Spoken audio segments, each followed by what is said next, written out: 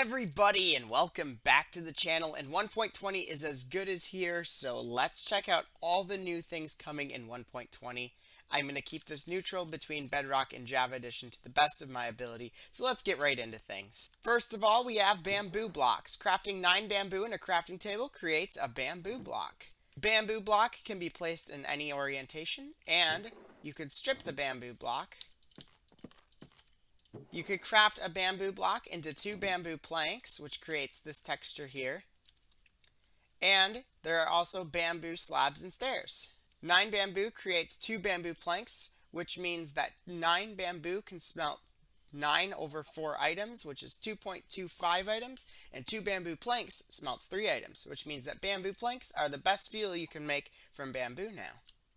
The bamboo mosaic is basically the chiseled variant of bamboo. You place 2 bamboo slabs over top of each other and you get the bamboo mosaic, which has this texture.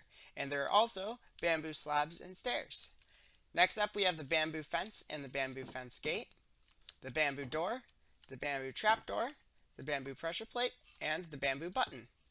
Bamboo can be crafted into any wood type block, including barrels, beds, beehives, bookshelves, cartography tables, chests, crafting tables, fletching tables, grindstones, note blocks, jukeboxes, looms, pistons, smithing tables, and tripwire hooks, and items including shields, bowls, pickaxes, shovels, hoes, swords, and axes, and also daylight sensors and lecterns. We also have bamboo signs now, and the bamboo raft and bamboo raft with chest. Bamboo can be used in an anvil to repair wooden tools.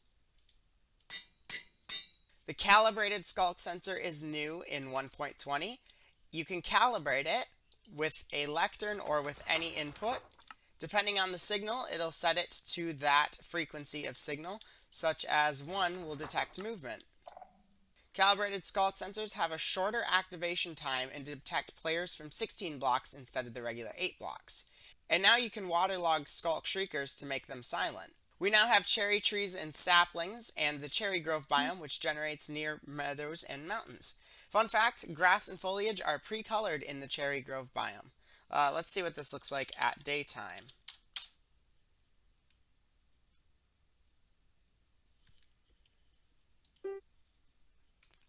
We have cherry logs and wood type, and cherry leaves can actually be used to breed bees.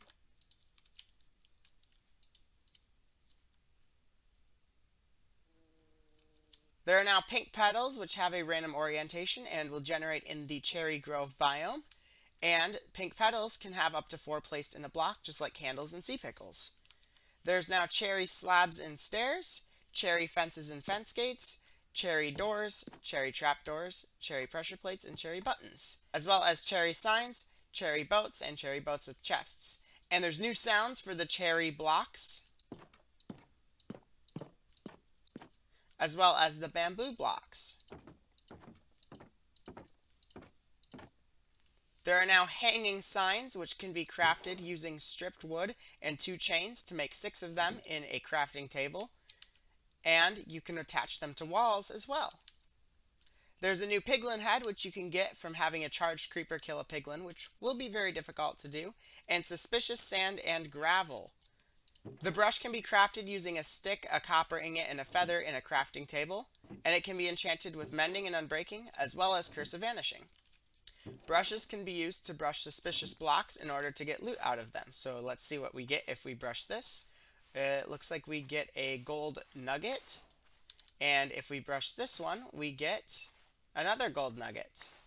Let's try to get one that's not a gold nugget. Okay, this is one of the new pottery sherds. This looks like the sniffer one. Yep. Suspicious blocks can be found in these structures: the desert wells, the desert pyramid, ocean ruins, and trail ruins. And here is a cold water ocean ruins, which has 2 blocks of suspicious gravel generating right here, as well as some more generating on this side. There is a new chiseled bookshelf, which can actually be used to store books, which can be crafted with 6 planks and 3 slabs in a crafting table. They can store books, enchanted books, book and quill, and written books. And they can store up to 6 at a time. And they also are not flammable. Oh, and you get to pick where you put the books, by the way. I didn't have a sign for that. They're not flammable, so your books won't burn, and that is intended even though they are a wooden type block. And the comparator can actually read books. So if we go ahead and place books in, we can see that the lamp lights up, and when it gets to... Oh, interesting. Okay, so signal strength 5. If we do this, oh, it's 6. Okay, so it's only 2 there. Interesting. There's 20 new pottery sherds, which can be excavated by brushing suspicious blocks. And here are what all of them look like in item form. There's the new decorated pot, which can be crafted using 4 bricks, and it looks like this. Or you can use pottery sherds to make it, and those will look like this. The decorated pots model is actually greater than 1 block tall, which means that you can make cool things like this with it, or put a fence into the top part. If you break a decorated pot by hand, it will drop it as an item normally, but if you break it with a tool such as, I didn't get this ready ahead of time, such as a pickaxe, it'll break into pieces unless that tool has silk touch, so you're able to make a new one if you find one that you like better. There are 16 new smithing templates. One of them is now used to craft netherite armor, so you need this in addition to the ingot and the armor that you're smithing, as well as 15 of them which are for making armor trims.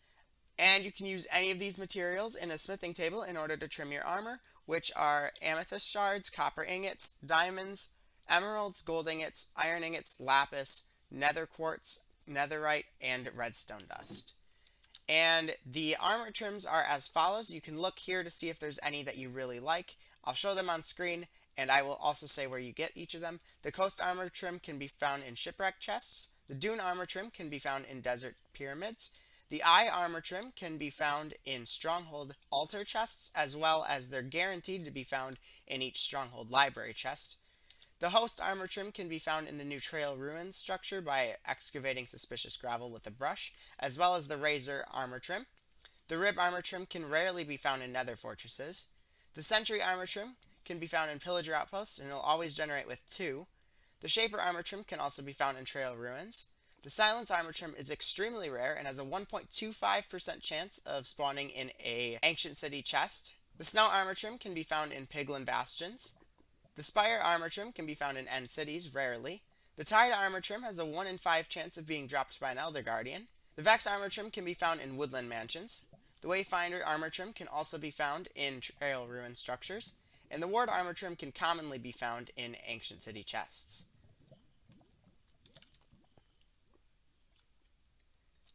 There's a new music disc called Relic, and I will play a short bit of it, but I will cut it off just in case there's copyright issues.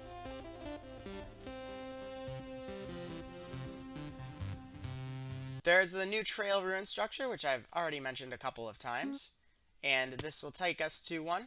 So they can be found in jungle biomes, as well as taiga biomes, birch forests, and old growth taigas as well. And they're usually found by water sources. And this is what it looks like from spectator mode. Next up we have camels. Camels are a new mob introduced in 1.20, and they can jump over fences and can carry 2 players, though you only actually need 1 saddle. And sometimes they sit down, and it's really hard to get them to stand up. They can walk or they can sprint, and they can jump, which is apparently called yeeting, I heard. And they are only found in desert villages and can be bred using cacti. The sniffer is the winner mob of the 2022 mob vote.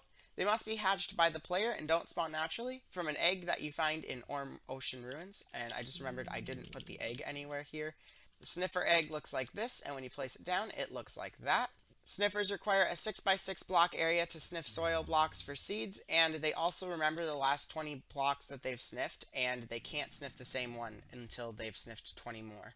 They can find pitcher pods or torch flower seeds, and they have an 8-minute cooldown between sniffing blocks.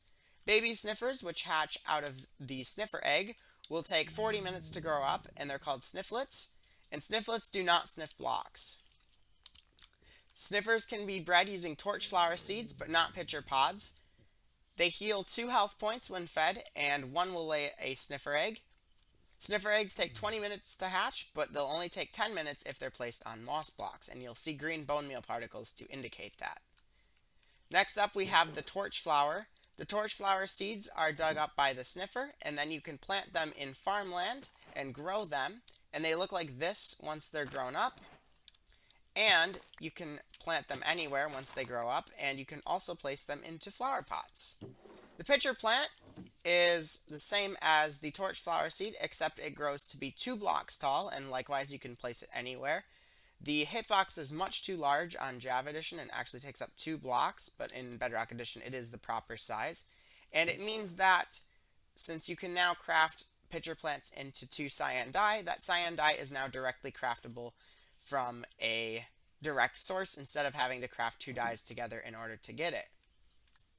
You can now put banners on shields in the crafting table, which is something new on Bedrock Edition, but it's actually a feature that we've had on Java for quite a while. There's a new thing called vibration resonance, which is when a skulk sensor picks up a signal, if it's next to an amethyst block, the amethyst block will make a sound, which means that it can send it to another skulk sensor that's further away. So if I walk over here, you'll notice that that skulk sensor lights up even though I'm out of its range. And that is because this vibrates, which sends a signal to this skulk sensor. In 1.20, you are actually able to edit signs, which is something that you were never able to do before. Speaking of which, if you're enjoying this so far, make sure to leave a like, and if you want to see more like it, hit the subscribe button with notifications turned on so you don't miss any new updates that might be coming out after 1.20. Signs can now be waxed with honeycomb, so if you don't want someone to change them, you can do that, and trying to right click on them will make a squishy sound, and you won't be able to change the text on them. It also waxes both sides, and you can write on both sides of a sign now, and you can even do that in survival mode. Cool, huh?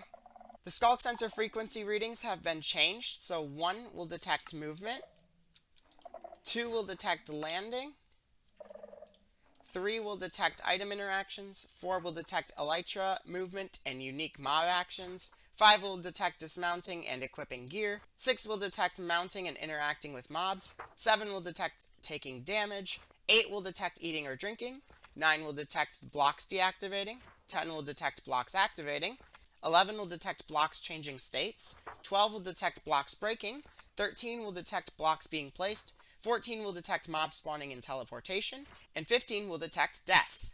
Finally, there is some new game music by Aaron Sheroff, which you can hear on the game menu, as well as certain biomes such as the Flower Forest and the Cherry Grove biome.